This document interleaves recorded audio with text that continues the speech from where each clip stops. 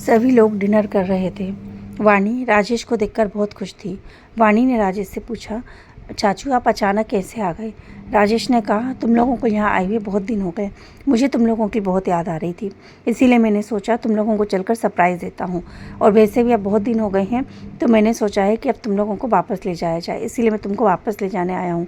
वापस जाने की बात सुनकर वाणी थोड़ी सी उदास हो गई।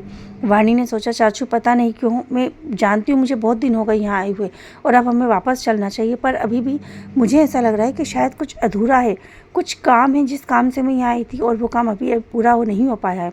राजेश ने कहा, तुम फिक्र मत करो, अब मैं आ गया हूँ ना, मैं तुम्हारा काम पूरा करवा के ही यहाँ से जाऊँगा। वाणी ने कहा, काम पूरा करवा के? क्या आपको पता है मैं किस काम से आई थी? मुझे खुद समझ में नहीं आ रहा, तो आपको कैसे पता? राजेश ने कहा, बेटा तुमको तुमसे भी ज़्यादा अच्छे तरीके से मैं जानता हूँ, और तुम बस चिंता मत करो, तुम बस आराम से खाना खाओ और आराम से सो जाओ। यह कहकर सभी लोग अपने रूम में चले गए और सो गए। शिल्पा रात भर जागती रही। शिल्पा सोच रही थी कि उसके सर से कितना बड़ा बोझ हट गया है, उसे इतनी सारी बातों का आज पता चल गया है। उसके बाद भी वो रिलैक्स नहीं हो पा रही थी। कल की टेंशन उसे सताए जा रही थी, कल सब कुछ ठीक होगा या नहीं। यहाँ मनीष, मनीषा, राजेश सभी लोग इसी चिंता में डूबे हुए थे कि कल कैसे होगा, क्या होगा। इस चिंता के कारण किसी को ठीक तरह से नींद नहीं आ रही थी। सुबह हो गई। सुबह सभी लोग उठे। शिल्पा ने रूम से बाहर आते से ही मनीषा से पूछा, भाभी भैया कहाँ हैं, कहीं दिख नहीं रहे?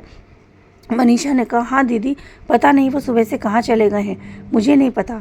शिल्पा ने कहा, आपको भी नहीं पता? मतलब वो कब से गए हैं और क्या उन्होंने आपको नहीं बताया, आपने भी नहीं पूछा?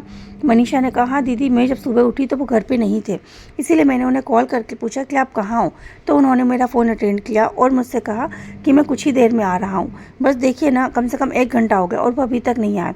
शिल्पा ने मनीष को फ़ोन लगाया, पर मनीष का फ़ोन नहीं लग रहा था।